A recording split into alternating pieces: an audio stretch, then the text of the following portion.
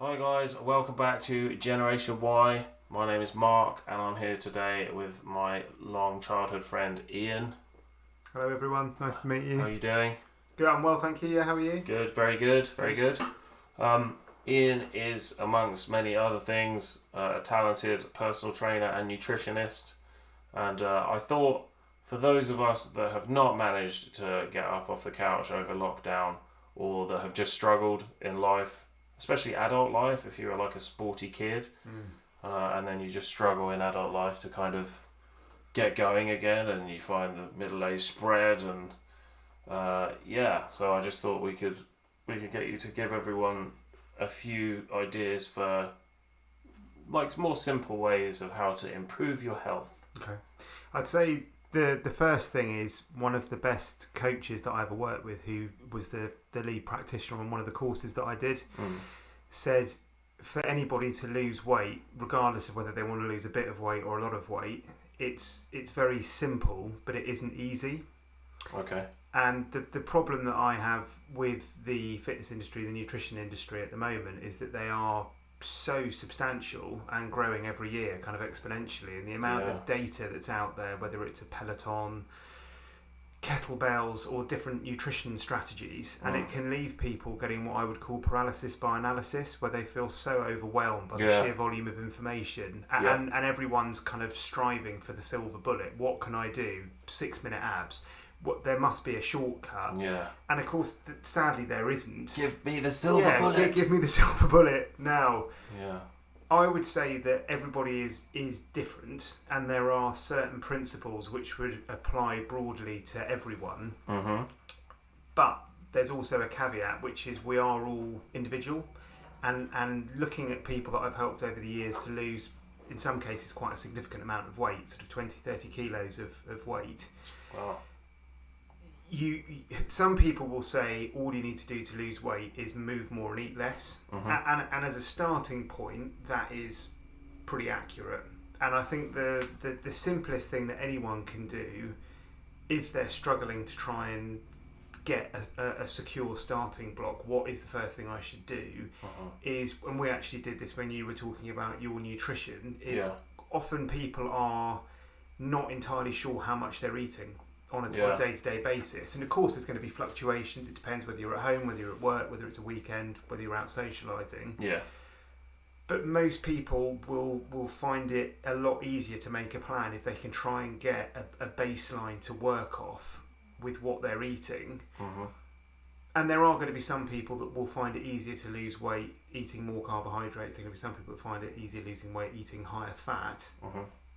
But generally, for most people, there's a reason why there's an adage of do what your grandparents did, which is try and eat more whole foods, try and eat more vegetables. Fruit, a lot of people are very sceptical about fructose, but fruit, vegetables and fresh food cooked at home is a really good place to start. Okay. What's a whole food? A whole food is something that effectively doesn't have a list of ingredients on the back. Oh, okay. So anything that is a single ingredient food, so something you actually have to chop up and cook yourself. Okay. And of course, I'm well aware from working with people over, what's it been now, 12 years that I've been a personal trainer.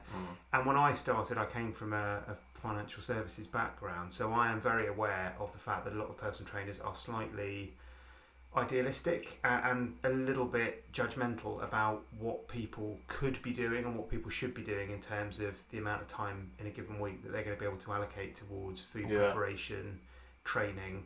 And for most people who've got a busy life with a family and a partner and a job and a commute, there isn't going to be an abundance of time to look through cookbooks and go and buy chia seeds and come up with some really brilliant, innovative idea of how to cook a Thai green curry, because people are knackered and they probably haven't got a huge amount of money to spend.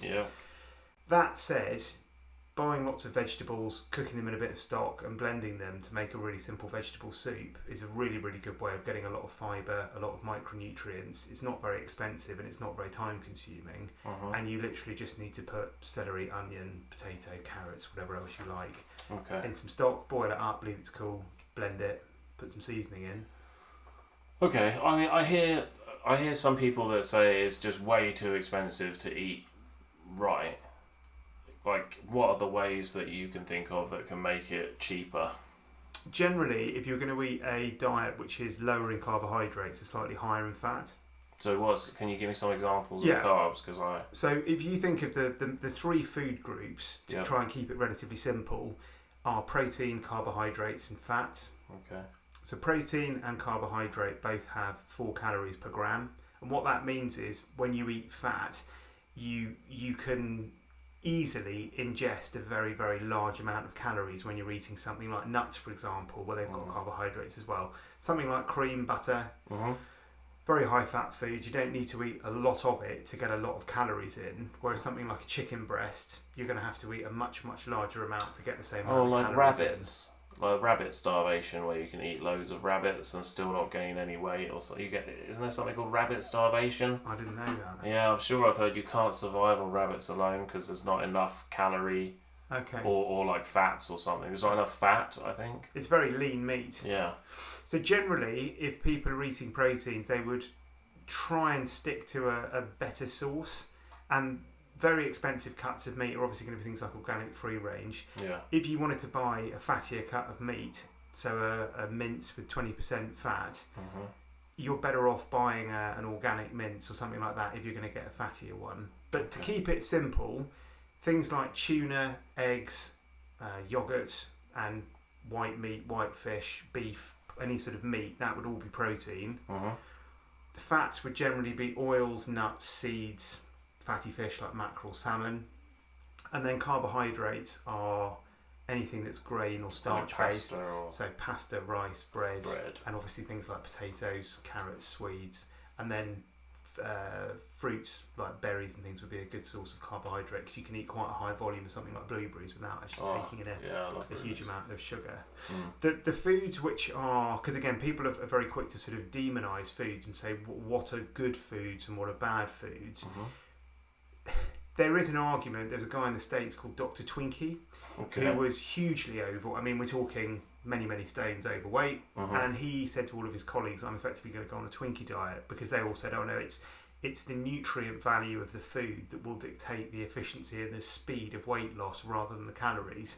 And he said it's complete nonsense. It's literally thermogenesis. If I eat less than I burn, it doesn't matter whether I live on fish and chips, pot noodles and skips and Maltesers, or whether I have quinoa, broccoli and egg white omelettes. And how did that turn out? He lost quite a lot of weight on eating effectively just Twinkies, which I think are an American kind of cream-filled sponge. Yeah, like a eclair type spongy thing. Yeah, I wouldn't imagine his digestion was particularly great for the week that he was doing it, but he was testament to the fact that if you are in a calorie deficit, you will lose weight. However, the issue that we all have, and I certainly struggle with this, is that what people would refer to as highly palatable foods.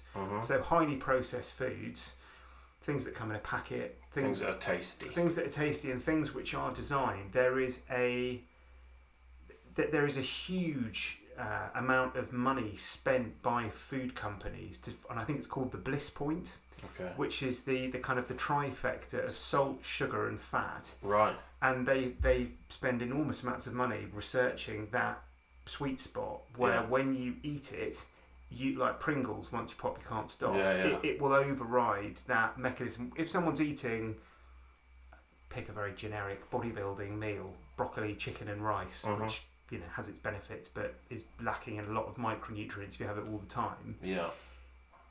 Somebody's going to reach a point, regardless of their appetite and how hungry they are, where they're just probably not going to want to eat another 3 spoonfuls of those 3 things because they're relatively bland. You give someone a tin of cookies or a huge bag of crisps or a cake, and I know from experience that I felt fit to burst, and I thought, even though my stomach is bulging, I don't want to stop eating.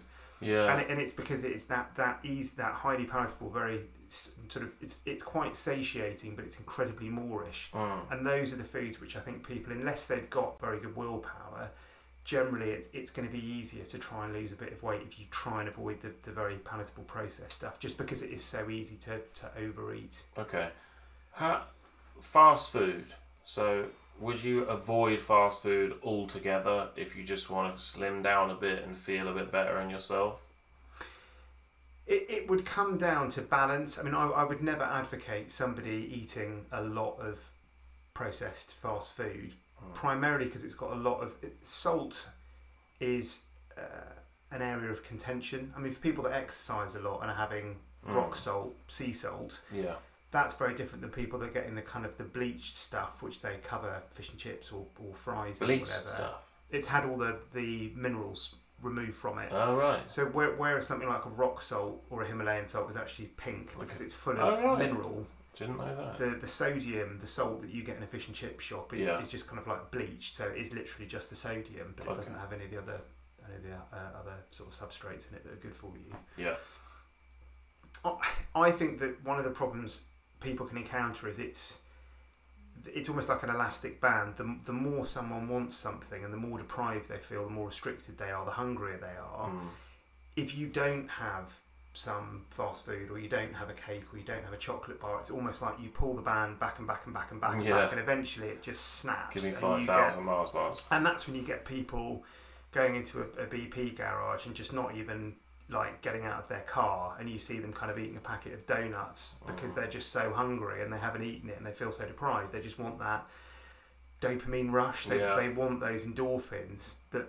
And I can understand, not to go on a massive tangent, but I can understand why we have a real problem with obesity, because we're not designed to have access to these foods. We're not supposed in a state of nature to be able to eat foods which are this highly processed and which are supposed to override our natural satiation mechanisms. And also, when people are stressed and tired and lonely, and they don't have a lot of money, I can understand why somebody would feel a sense, hence the fact it's called comfort food. Comfort foods are foods which are very, very high in starch, and they actually mimic the effect of serotonin. So the reason why people will want to eat thing in your brain. Precisely. That's why people will often want to eat in winter when we don't get as much sunlight. Because they get SAD syndrome. People will crave UV and vitamin D and stuff, and then they want feel-good foods. Exactly. I see. So I get it, and I would never want to come across as being puritanical or judgmental and saying to people it's just. I've heard people in the past say, "God, I don't know why they can't just get a grip on it and just eat better." Yeah. Just stop. Because we're not automatons. We're not robots. We have feelings. Yeah. So my suggestion would be, if somebody is eating a lot of fast food, going completely cold turkey and never eating it again is probably not going to be very sustainable or realistic. And it's having an honest conversation with yourself, probably with the help of a practitioner who's got some empathy but is also knowledgeable enough and worldly enough to realise that people have limitations. And like most things, if somebody wants to get a six-pack, sometimes people will say, well, X has got a six-pack because they take steroids, or X has got a six-pack because they've got great genetics. And there are people, sadly, who are just incredibly lean and they don't have to do as much exercise as other people, and that's just biology. They've just picked the right parents. But inevitably they will also be doing quite a lot of work, and I think it's when people can have an honest conversation with themselves and actually say, I am prepared to put this amount of effort in, and I'm prepared to sacrifice these number of fast food meals to get this benefit. But it's sometimes when people get caught in that spot of why can't I drop another 10 kilos, or why can't I be a bit leaner or bigger or whatever it is, and the answer is putting genetics and any sort of exogenous stuff to one side. It's often the amount of work you're prepared to put in, and that's not meant in a nasty judgmental way. It's just a fact that you have to be realistic about how much you're prepared to sacrifice. And you've always said that to me whenever you've kindly given me free advice. That's always been the first thing you've said to me. So for me, for my life, obviously we were at school together, we played a lot of sport together, and my life has essentially just gone from being, I think when I was really young I was slightly chubby, and then I became thin during my teenage years, and then it just kind of gradually, it's like an extra couple of kilos a year, and so I've never had that point where I've lost 5 kilos here and there, but I've never lost like 20 kilos, or I don't know what that is, 35, 40 pounds or something. How often do you hear from people that say it's life transforming to lose, 20 pounds? Like, do you hear from people that it really... Because, with smoking, some people say, I gave up smoking, I didn't feel any better at all. I'm just wondering what what the equivalent is with food and feeling better in yourself? When I worked in London, I specialised much more in weight loss with people, and I would do a 12-week transformation, which was a bit gimmicky, and I'm not quite sure how I feel about them now. If I were to do one now, it would be less severe, be less extreme, less restrictive. I think the problem with these things is that they are incredibly rigid, and people get results because they've got a huge amount of motivation and willpower in the short term, and they're prepared to endure a degree of restriction, and they're probably under eating and overtraining. Okay. Where I think people often go wrong is that when they make these enormous changes very, very quickly, as we were saying earlier, that the restriction is there is that kind of rebound. When somebody's lost an enormous amount of weight and they're training all the time and their calories are very low, often people's cravings will just go through the roof, and their appetite will almost be, you've got two hunger hormones, which we don't know the names of, but they effectively dictate how often you want to eat and how full you feel. Okay. And when you've over dieted, those will be completely out of whack. So you will get a distorted hunger signal. Your body will effectively tell you you're hungry when you're already full, so you want to eat again. Yeah. But I know one of the biggest things that I would do with people about 8 weeks in, when they were sort of really starting to see, I would say 4 to 6 weeks of being pretty rigid is when people will start to notice quite a visible transition in their body composition. They'll look 4 to 6 weeks, depending on how roughly strict they're being. If you're working with somebody and they're giving you a degree of structure and you're training hard, I wouldn't say for the average general pop person more than 4 times a week is too much. I think 3 to 4 good sessions a week with solid nutrition. 6 weeks in, you should be, your friends should be saying, wow, you look completely different. Yeah. And after 8 weeks, I would say to people, I want you to have often something like a Chinese takeaway. I want you to have a Chinese takeaway this weekend. And people kind of think, oh, wow, yeah.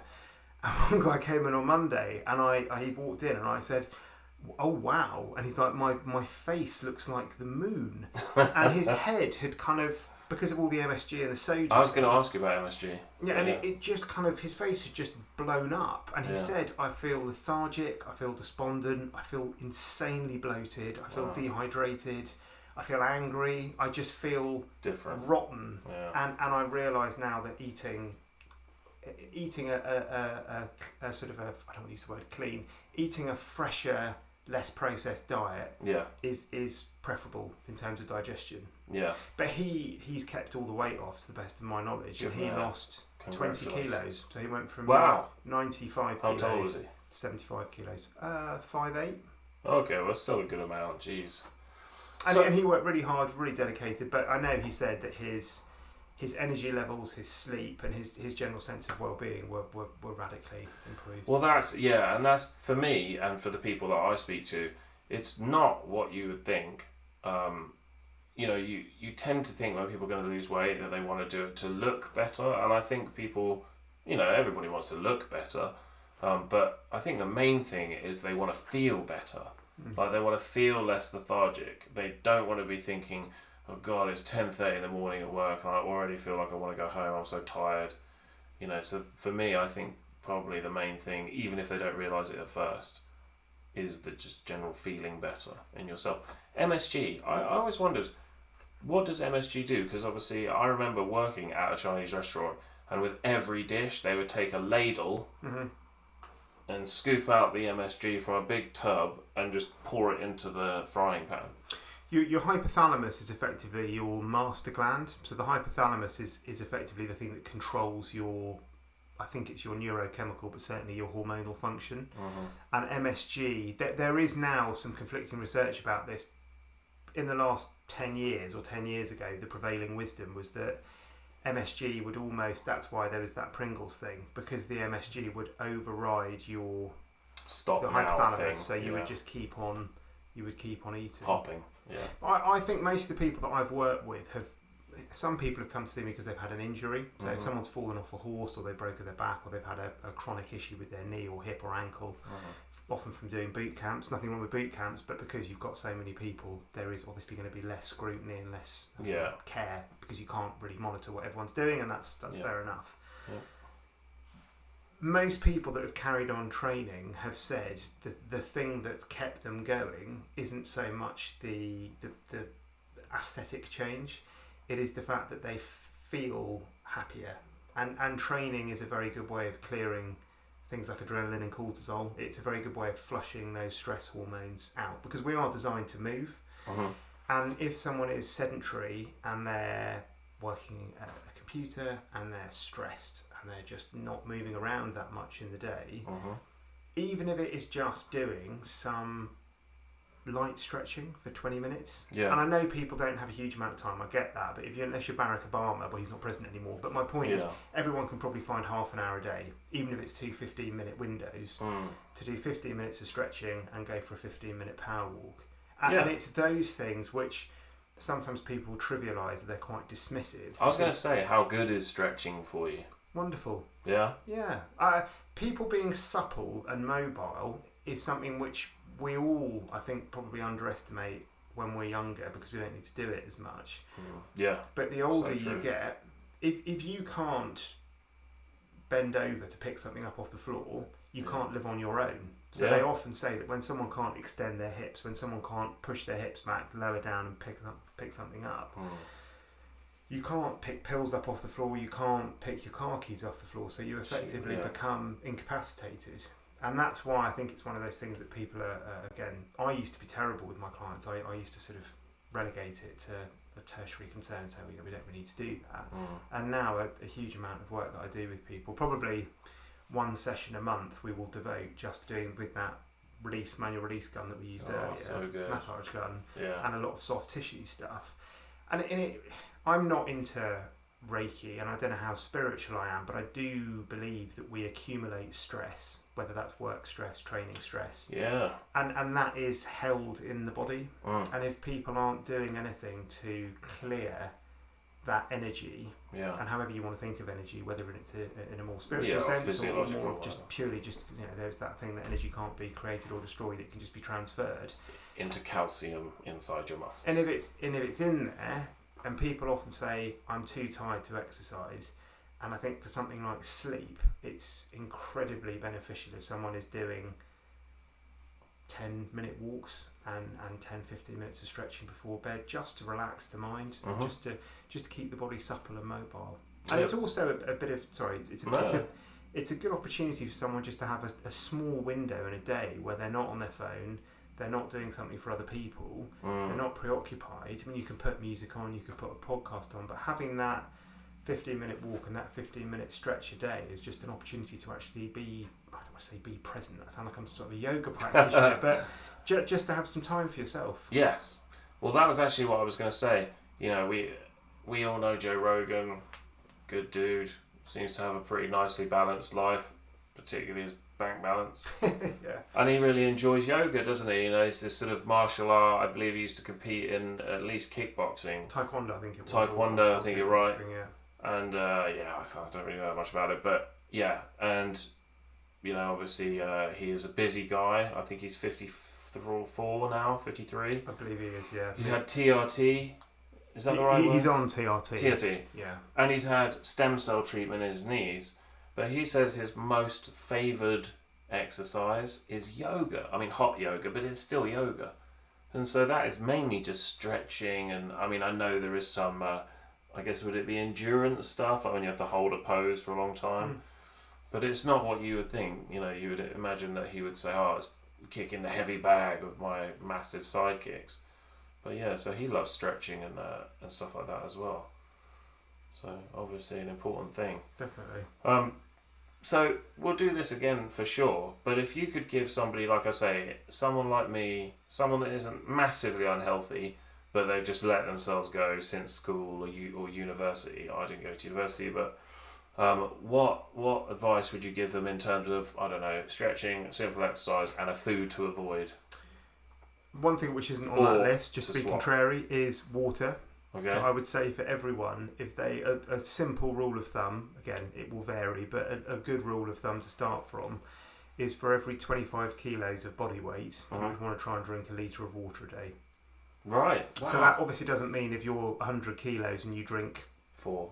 If you're 100 kilos and you're currently drinking half a litre of water, please don't try and suddenly start drinking because Yeah. you'll just spend the entire time on the loo. Yeah. But look to try and implement more water over the weeks and just add a few glasses a day in every week till you're getting to the point where you don't want to drink when you're not thirsty. But often people mistake thirst for hunger. So quite a lot of the time when people are hungry, they have a cold glass of water, they actually realise that it's either I get that. boredom or thirst. Yeah, I definitely get that. Where you have like half a squash and you just don't feel hungry at all for the next hour. And they're very, very similar. I would also say that a craving, if it's an emotional response or if someone's stressed, a craving will come on very, very quickly. So a true hunger, a healthy metabolic appetite hunger is something that will, depending on how busy you are, because if you're busy and then you're not busy, you might suddenly realise how hungry you are, but all things being even, real hunger will come on quite gradually and it won't be for a specific thing.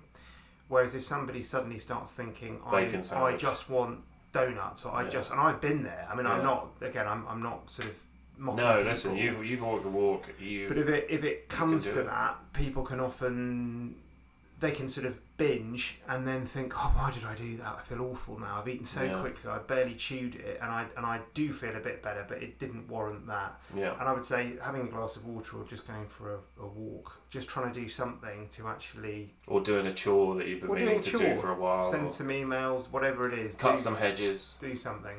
Yeah. Okay, cool. So we've got that. What about bread? I mean, like, I know I've had friends that have had relative success with trying to swap most of their bread. Yeah, I don't understand that. Okay. Again, it's things like gluten-free. I tend not to eat, I don't eat gluten because it makes me feel incredibly bloated. Right. And it makes me constipated, and it's probably a bit too much information, but it makes me feel awful. So I don't eat it. But from a convenience standpoint and from an economic standpoint, of course it would be easier for me to be able to eat normal bread because stupid weird bread is incredibly expensive. It is, yeah. And people sort of demonise certain foods, and bread is always vilified as being this terrible thing. If you can eat a better quality of bread, like a sourdough or a spelt loaf or rye bread, probably going to be better than the stuff that's made batch manufactured, because I think it can irritate the gut. But if someone eats Hovis and it doesn't give them a massive blood sugar fluctuation, they don't feel knackered afterwards, and it doesn't interrupt with their digestion, it's no big deal. It's just part of trying to vilify one food and saying these foods are good, these foods are bad. I mean, obviously, if you're comparing wild Alaskan salmon and a Big Mac, yes, I am going to say that. Big Mac, but for the essential fatty acids, the protein, the salmon's going to be a lot kind of quote unquote better for you. Yes. And it's going to give you a more sustained. Fish I was thinking of, sorry. Yeah, but having the odd meal off plan every week, I would normally say if someone's trying to start off, have a meal on a Wednesday night and a Saturday night, which are what you want. If you're trying to be more conscious of what you're eating, and you are having more vegetables and more salads, which is great, and more seeds or whatever it is, and you're going to try and cut down on processed stuff in the week. So try and make a sandwich to take to work. Try and make a stir fry rather than buying a ready meal. On a Wednesday and a Saturday, if you want to have a pizza, try and exercise a bit of portion control and enjoy it, and then know that the next day. But it's making sure that 2-meal exception doesn't bleed over, and you start thinking, well, I kind of had a pizza last night, so I'm going to have a bacon sandwich this morning. Wow, kind of, I've had those two, and it's all kind of gone wrong now, so I may as well go and get the matchsticks out the cupboard. And it's like relapsing with smoking. Matchmakers, whatever they're called. Matchmakers. Yeah, it's like relapsing with smoking, isn't it? People they give up smoking, they have a cigarette when they're out with their friends. The next day, there's a couple of cigarettes left in the packet that they bought the night before for everyone to share, and then before you know it, they're a smoker again. I know I'm being very finicky, if that's the right word, finicky. But I was just thinking, is there an example of a lunch that somebody might be having now, 5 days a week, that they could swap with something that you can give us an example of? So say you're going to work, and at the moment you're eating a packet of crisps, I don't know, a sandwich from M&S,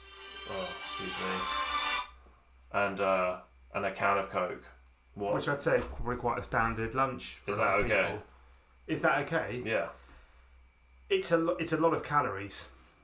That's my only thing. If you're going to go and if you're looking to try and maintain a degree of concentration in the afternoon, or you're taking it in, someone like Michael Phelps, the swimmer. Yes. His diet was just extraordinarily unhealthy. If you look at it in an objective viewpoint, it was kind of mounds of jam and I don't think together, but he was having sort of white bread sandwiches with jam and fried eggs, and then 2 pizzas and just enormous bowls of pasta. Jesus. Because he is effectively running an engine that just needs to be fueled with glucose. So in that case, you're going to struggle to just eat whole foods because you physically won't be able to get enough calories in. One of the things which is very good for sort of saving time is cooking in batch quantities. So rather than trying to make your lunch for the next day every night, which is quite time consuming, buying turkey mince or buying beef mince or pork mince, whatever you like, and just trying seasoning blends. So fajita seasoning, Cajun seasoning. One thing that's really nice is smoked paprika, garlic powder, mixed herbs, and you just cook off some turkey mince or beef mince, put those in, cook it down. You might want to add a bit of stock, but you cook a kilo of meat, and then just having some white rice, and you could get the microwave packs and have half of one of those, and just putting in either some salad or just things like peppers, courgettes, mushrooms, just putting that in. And that's good. It isn't that, and I don't want to be presumptuous that everyone knows how to cook, because obviously some people are unsure about cooking times. But if you buy ready sliced vegetables or frozen vegetables and you cook your meat, shove your spices in, and then you just put 2 packs of frozen mixed veg in, and then you have that with some hot sauce or Nando sauce, whatever, which is normally very, very low calorie but has a lot of flavour, and you just have that with some rice. And that's not expensive, it's not time consuming, and you can probably make 4 lunches worth in one evening, and then you've got it saved up, and you don't then have that dilemma of, I can't be bothered to cook, I can't bother to go to the shop, I can't, because you've got it there in the fridge. And that half of it is the convenience of saying, right, I know I've got a Tupperware in the fridge for tomorrow, I know what I'm having, it's there, and it just takes away all of that uncertainty. Yeah, definitely. I think it's a big benefit on both of those counts, you know, that it's good for you, and that stress of trying to make a daily lunch, especially if you're going to do it in the morning, has gone. Are there any good, I mean, I know there's probably too many, but is there a website that people can go to, or an equation that they can do to find out roughly how many calories they should be eating? Yeah, it's a really good question.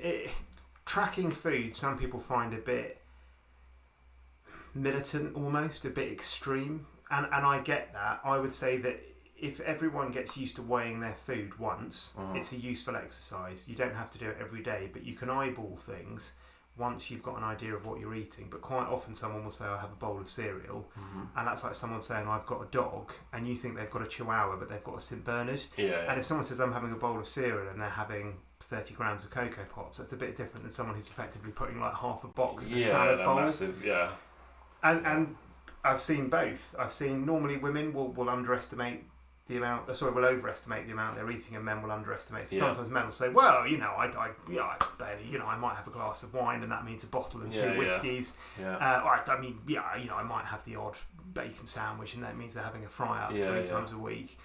And they're just being delusional about the amount of calories that they're eating. I suppose it's slightly defensive, isn't it? They don't want to fully admit, or maybe their brain just tells them that that's fine. I think people forget often when you say to people, what did you have for lunch yesterday? They think, what did I don't know. Yeah, that's true. But a good equation is if you times your weight in pounds by 15.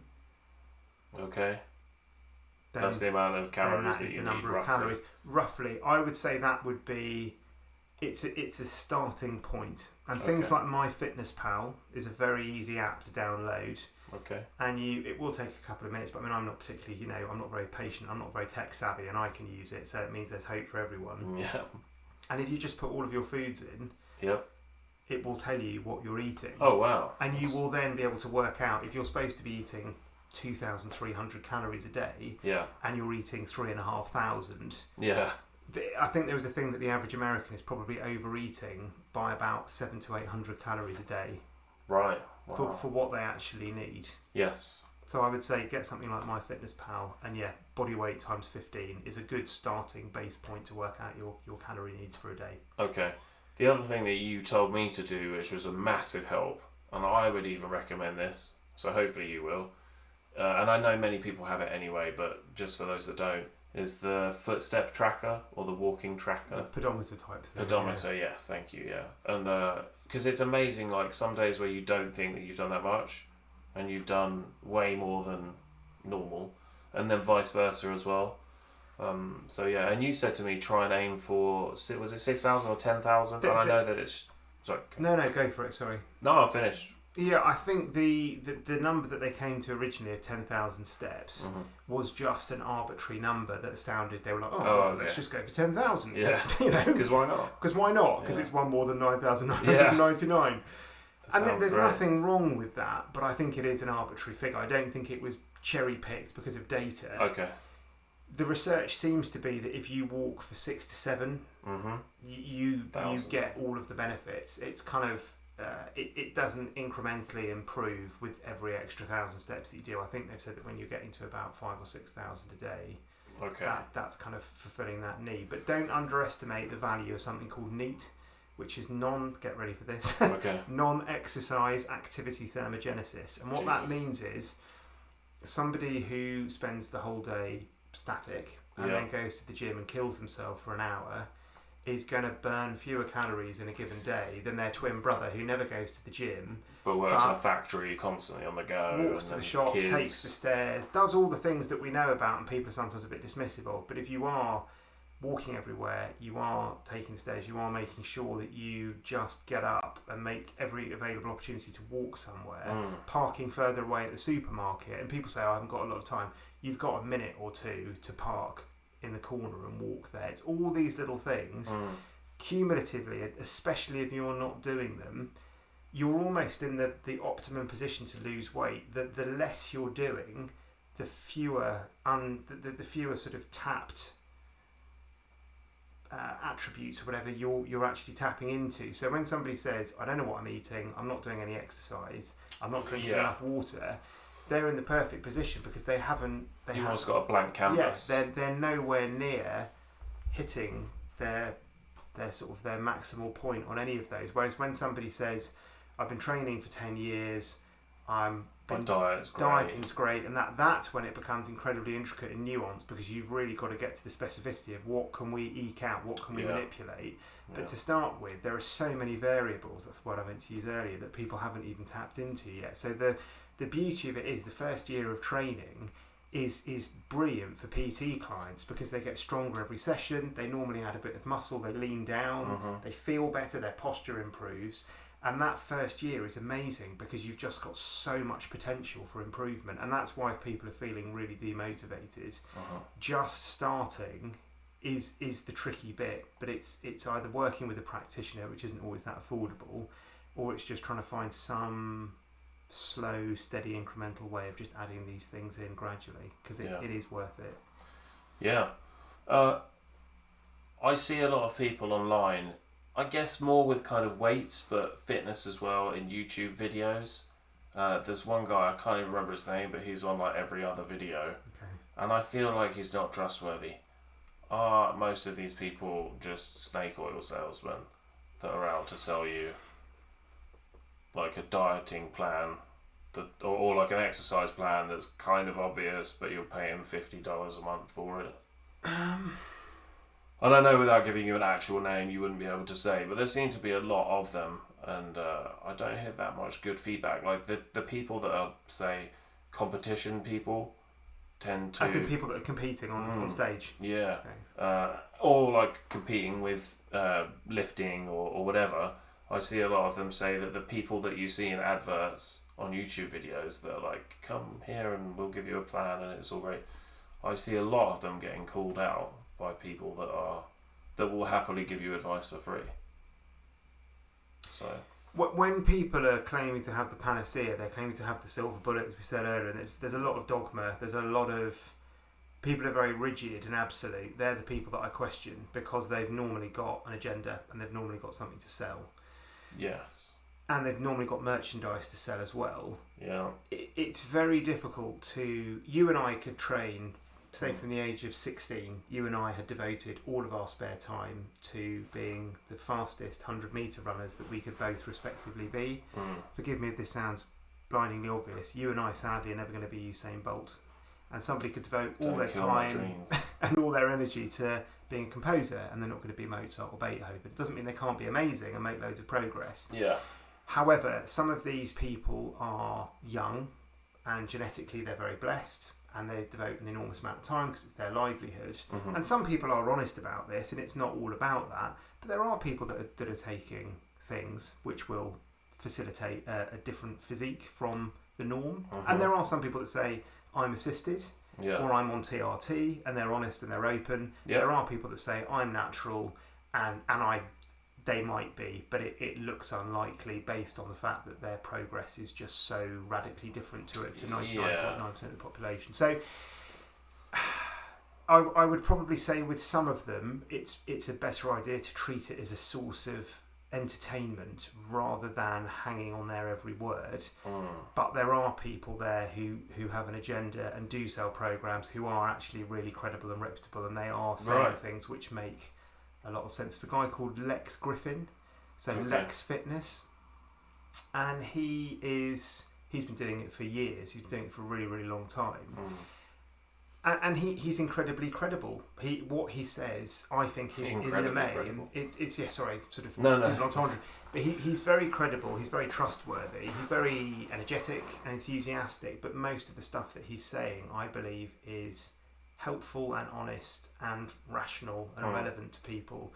There are other people who it's a fantasy. It's entertainment. Yeah. And they are good at manipulating people who are young and impressionable and probably don't have a lot of self-esteem. And there's that sort of identification, I suppose, that people can manipulate people to maybe make a quick buck.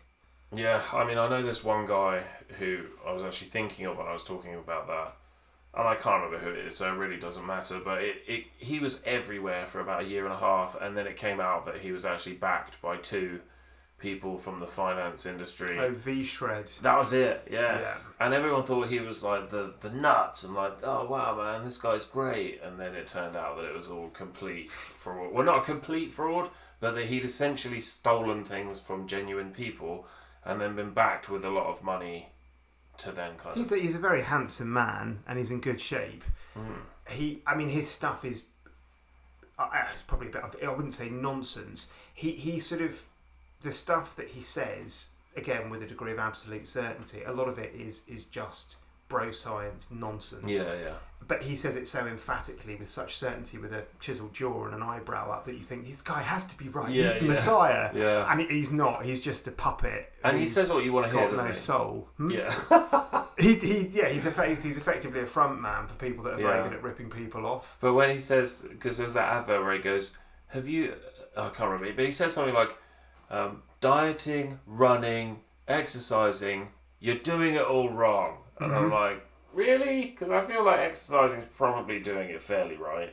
But yeah. He said something about metabolic chaos or something where you kind of restrict someone's calories for 3 or 4 days and then you throw a pizza in to kind of confuse their metabolism.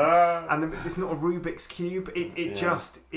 It's rubbish. Yeah. He's the sort of person that I would advise people to avoid unless they want a good laugh. But don't look at him and think that he's a rational, reasonable source of relevant information for people trying to lose weight. Okay, well that sounds good. And the final thing I would finish on is it's consistency, patience, and knowing if you have a bad day and you completely blow it and you eat loads of junk food, rather than saying, well, that's it. I mean, you've had a bad day, and if you've had a 3-week period before when you were really good and you've had a bad afternoon, it's a good ratio. You had a bad afternoon. Get back on track the next day. Don't say, well, it's all ruined now. It isn't ruined. You've just had a bad afternoon. Yeah, that's such a good point. I think in many areas of life, whether it's addiction or rehab for an injury or food, there are some places out there that are supposed to be guiding people, and they make a really big deal about you've gone this far without making a mistake, and I do understand that. But I also think there is a lot to be said about if you do make a mistake, exactly what you said, which is to not then go, oh, I can't believe it, and just go and start cutting yourself.